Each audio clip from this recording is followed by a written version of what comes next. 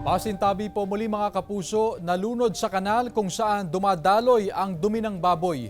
Ang 3 taong gulang na lalaki sa barangay San Marcelino, Dingras, Ilocos Norte. Base sa investigasyon ng PNP, iniwan ng bata sa pangangalaga ng kanyang nakatatandang kapatid habang nagtatrabaho ang mga magulang. Inakala raw na naglalaro lamang sa paligid hanggang sa mapansin na nawawala na ang bata.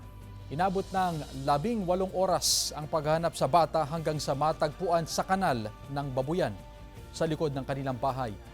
Wala raw takip ang naturang kanal. Paalala naman ng PNP sa mga magulang na bantayang maigi ang mga anak. Sinisikap ng GMA Regional TV 1 North Central Luzon na makuhanan ng pahayag ang kaanak ng biktima. Initially, naglalaro daw yung bata sa labas. Pero nung pumasok na yung mga nag-aaruga sa kanya, pagbalik daw po, di na makita yung bata. Most probably, ma'am, umalis rin yung bata doon sa pinaglalaroan niya at napadpad doon sa may kanal.